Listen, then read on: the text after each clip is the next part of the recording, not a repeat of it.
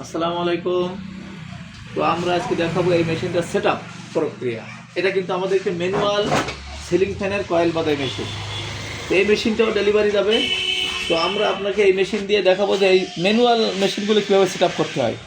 সর্বপ্রথম শুরু করব আমরা ওয়্যারের রোলটা কিন্তু যে টেবিলের উপর মেশিনটা বসাবেন, এই মেশিনের পিছনের যে কানেক্টরটা, এই যে বুশ দেওয়া আছে দেখেন, বুশ পা এবং এই যে ওয়াশার, ঠিক এই সোজা কিন্তু আপনি ওয়্যারের রোলটা রাখবেন একদম এই সোজা।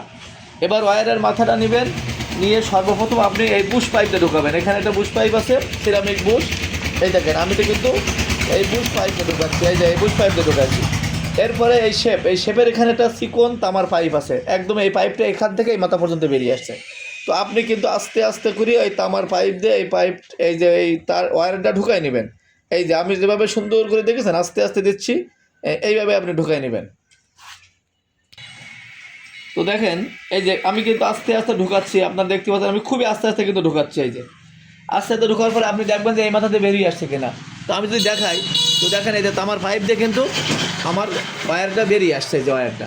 তো ওয়্যারটা বেরিয়ে আসার পরে আমি কি করবো, এই যে এইখানে যে দুটো বুশ আছে, সিরামিক বুশ, দেখেন এখান থেকে কিন্তু আমি ঢুকাই দিচ্ছি। দেখেন খুব ইজিলি কিন্তু আমি এই বুশ পাইপ দিয়ে ঢুকাই দিচ্ছি। এই যে বুশ পাইপ দিয়ে ঢোকার পরে আমি এই মাথাটা কিন্তু এখানে কিছুটা টেনে রাখলাম। এরপরে আমার পিছনে কাজ হলো, এই যে যে ওয়াশারটা আছে, ওয়াশারটা একটু লুজ দেবো। এই যে দেখেন এখানে নাট বল্ট দিয়ে আছে, একটু লুজ দেবো। লুজ দিয়ে এখানে এক পাশে রাবার এবং আরেক পাশে কিন্তু আপনার গার্মেন্টস এর ওয়াশার বানানো আছে।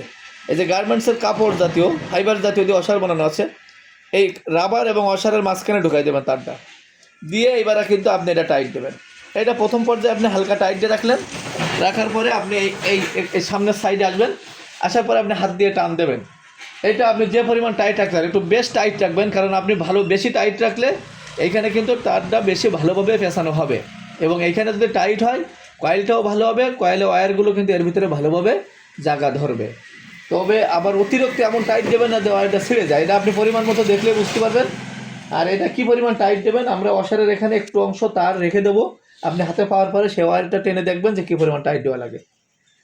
এরপরে আপনি এবার এটা টাইট দেওয়ার পরে এই যে দুটো এসএস পাইপ আছে দেখেন, এসএস পাইপের মাঝখান দিয়ে ঢুকাই দেবেন। এই যে এই মাঝখান দিয়ে ঢুকাই দিলাম, দিয়ে আমি কিন্তু এইখানে এটা আটকে রাখবো, এই মাথাটা আটকে রাখবো। এই যে দেখেন এই মাথাটা কিন্তু আমি এখানে আটকে রাখলাম, এই যে এসএস পাইপের মাঝখান দিয়ে ঢুকাই দিলাম।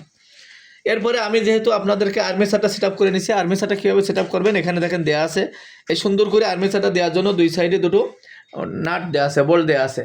এই দিয়েই কিন্তু আপনি আর্মেচারটা সেট আপ করবেন।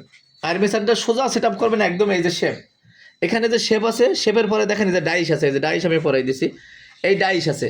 তো শেপ এবং ডাইশ এবং আর্মেচার এটা একদম সোজা হবে, কোনো রকম এদিক ওদিক ঘুরবে না বা বাঁকা হবে না, একদম স্ট্রেট রাখবেন, সোজা রাখবেন। আপনি সোজা রাখলেই কিন্তু আপনি সুন্দরভাবে এই ডাইসটা আর্মেচারের ভিতরে ঢুকে পড়বে। তো এ পর্যায়ে আপনারা আর্মেচারটা কী করবেন আমি একটু দেখাই আপনাদেরকে। এই যে আরও একটি আর্মেচার আমি নিলাম। প্রত্যেকটা আর্মেচারের ক্ষেত্রে এই যে ফাইবারগুলো যখন ঢুকাবেন ভিতরের থেকে উপরে অন্তত হাফ ইঞ্চের মতো বেশি রাখবেন, দুই মাথা হাফ ইঞ্চের মতো বেশি রাখবেন। এই যে দুই দেখেন আমি হাফ ইঞ্চের মতো বেশি রাখছি। এই বেশিটা থাকবে যেন এই যে মাঝখানের এই ফাঁকাটা, আর্মেচারের মাঝখানের এই ফাঁকাটা যেন ঢেকে না যায়। এই যে এই দুই পাশটা যখন এটা বাঁকাই দেবেন দেখেন এই যে ফাঁকা পর্যন্ত চলে আসবে, ফাঁকাটা ঢেকবে না, কারণ এই ফাঁকাতে কিন্তু আপনার ডাইসের একটা অংশ ভিতরে ঢুকে পড়বে। যার কারণে যদি ফাইবার দিয়ে ঢেকে থাকে তাহলে ডাইসের কিন্তু অংশটা ভিতরে ঢুকতে পারবে না। তো এইভাবে অংশ উপরের অংশ বাইরে রাখবেন। রাখার পরে দেখেন আমি কিন্তু এই আর্মেচারটা ঠিক এইভাবে সেট আপ করছি। এইভাবে সেট আপ করার পরে এই যে ডাইসটা, এই ডাইসটা কিন্তু আপনি এর ভিতরে ঢুকাই দেবেন, এর ভিতরে ঢুকাই দেবেন। দিয়ে এই যে এসএস পাইপগুলো যেগুলো আছে, আমি দেখেন এসএস পাইপটা আপনারা কীভাবে রাখবেন এই ক্ষেত্রে আপনারা একটু খুব খেয়াল করবেন।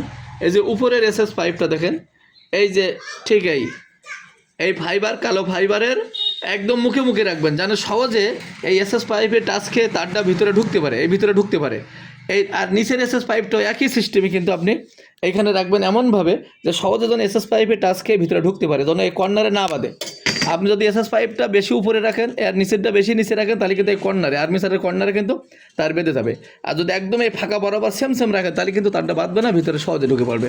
এইগুলো খেয়াল করবেন। যখন দেখবেন যে একবার হাত দিয়ে পাক দেওয়ার পরে তার বাদ দিছে, তাহলে বুঝবেন যে আপনার এসএস পাইপটা উপর নিচে ঠিক করতে হবে। এবং আপনি এই আর্মেচারটা বাদাই করার পরে এরকম একটা স্কেল ঢুকাবেন। দেখেন আমি কিন্তু একটা স্কেল ঢুকাইছি, এই স্কেলটা কিন্তু আমার এসএস পাইপের গায়ে টাচ খেয়ে ভিতরে ঢুকে পড়তেছে।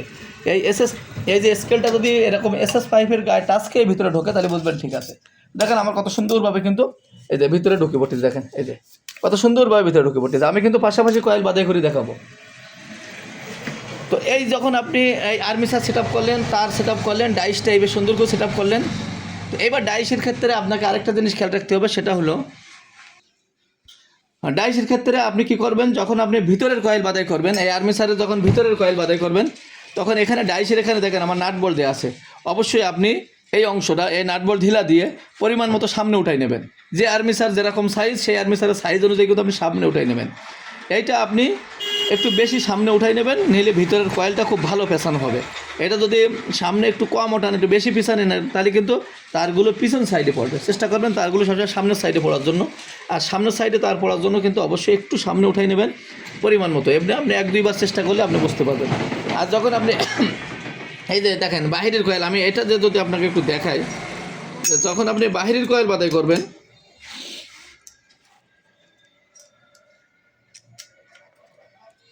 যখন আপনি বাহিরের কয়েল বাদাই করবেন, তখন কিন্তু এই অংশটা, এই যে এই অংশটা কিন্তু পিছাই নেবেন, এই অংশটা কিন্তু পিছাই নেবেন, এই নাট বল্ট দিয়ে এই অংশটা পিছাই নেবেন। পিছাই নিয়ে কিন্তু আপনি বাহিরের কয়েল বাদাই করতে পারবেন। অবশ্যই এগুলো এই আমাদের ডাইস সেটআপটা কিন্তু সুন্দরভাবে খেয়াল করবেন। এই যে এরকম একটা নেবেন, দেখেন ডাল ড্যান্স নিছি আমি যদি এটা দিয়ে ঢিলা দিই, এই দেখেন এটা যদি আমি একটু পিছাই দিই, দেখেন পিছাই আসবে। এটা যদি সামনে দেয় সামনে আসবে। তো যখন আপনি ভিতরের কয়েল বাদাই করবেন, এটা কিন্তু মাস্টার ডাইস, এই ডাইসটা সামনে উঠাই নেবেন। যখন বাহিরের কয়েল বাদাই করবেন, তখন অবশ্যই এটা পিছাই নেবেন, পরিমাণ মতো পিছাই নেয়। এখানে আপনার যতদূর লাগে, যে পর্যন্ত লাগবে, এই যে দেখেন আমি যদি এটা এইভাবে দিই, আর এটা যদি আমি এগুই দিই, দেখেন আমার কিন্তু এই পর্যন্ত উঠালে এটা হয়ে যাচ্ছে। তো এটা যে পর্যন্ত আপনার প্রয়োজন, ঠিক সেই পর্যন্ত কিন্তু আপনি এটা আগে পিছিয়ে করে এই ডাইসটা সেট আপ করে নেবেন। 1-2 বার চেষ্টা করলে আপনি বুঝতে পারবেন জিনিসটা। আর এটা সেট আপ করার পরে এখন আপনি কিন্তু এই যে তারও সেট আপ করেছেন। এ পর্যায়ে আপনি কী করবেন, এই যে সুইচটা, এই যে কাউন্টার মিটারের যে বাম পাশের সুইচটা কিন্তু 1 সেকেন্ড চেপে ধরে রাখলে এটা কিন্তু অন হবে।